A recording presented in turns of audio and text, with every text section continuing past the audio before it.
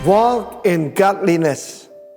Hidup di dalam godliness. Sayang dalam keterbatasan bahasa Indonesia, godliness ditulis ibadah. Ibadah terus terang kita berpikir tentang ritual. Memang diperintahkan oleh Tuhan Yesus melakukan 3B. Beri, berdoa, berpuasa. Beri, berdoa, berpuasa. Tapi lebih daripada itu sebetulnya godliness adalah walk in the way of the Lord. Berjalan dalam jalannya Tuhan. Dan jangan lupa, jalannya sempit, pintunya sesak. Karena itu yang membawa kita pada kehidupan. Salah satu yang saya sering sampaikan yang paling berbahaya dalam kehidupan ini adalah penyesatan. Penyesatan zaman sekarang ini lebih halus. Kalau datang dengan rupa iblis, gereja setan, gitu kan gampang. Tetapi ada guru-guru palsu dan nabi-nabi palsu. Dalam 1 Timotius pasal 6 diterangkan adalah salah satu bentuk penyesatan yang sangat berbahaya. Yaitu mengira ibadah itu, godliness, itu sumber keuntungan. Saya buat statement lebih dulu. Jesus doesn't come to make us rich, but he come to make us righteous. Agama cuma membuat orang yang kurang baik jadi lebih baik.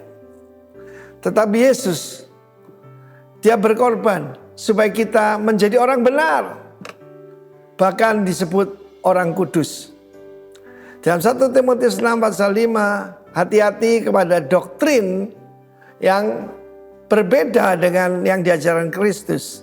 Supposing that gain is godliness. Dihubungkan bahwa kalau kita ibadahnya sungguh-sungguh, maka dengan sendirinya yaitu ada keuntungan-keuntungan. Bro, kenapa kerja terus? Ya, lebih baik di kamar doa. Saudara, tidak ada pemisahan antara agama ataupun kerohanian dengan apa yang kita lakukan sehari-hari.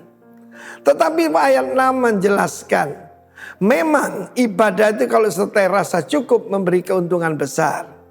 Belakangan saya sering memberikan kunci kerajaan sorga pada saudara, yaitu tentang contentment, rasa cukup. Jadi di sini godliness tidak cukup, tetapi harus punya hikmat, harus hidup di dalam rasa cukup. Dalam 2 Raja-Raja pasal yang keempat, maka di situ ada 2 orang wanita. Yang satunya suaminya seorang nabi. Gak main-main loh ini. Nabi. Bukan cuma pastor. Nabi. Tapi dia meninggalkan hutang. Why? Tidak berjalan dalam godliness. Mungkin dia tidak, yaitu korupsi. Dia tidak. Tapi firman Allah mengatakan kalau kamu menanggung hutang orang lain, maka kamu akan malang. Para siapa bergaul dengan orang bebal akan jadi malang. Karena itu salah satu godliness itu dengan siapa kita bergaul. Sebaliknya wanita yang satu lagi, dia adalah teman bahkan murid daripada Nabi Elisha. Elia punya murid Elisha. Elisha sebetulnya punya murid namanya Gehazi. Tapi wanita ini yang disebut wanita hebat, wanita kaya. Dia hidup dalam godliness tapi rasa cukup. Ketika ditanya, apa yang kamu perlu? Bisa aku bicara pada raja atau panglima? Dia berkata, aku tinggal di tengah umatku. Godliness dengan rasa cukup memberi keuntungan yang sangat besar.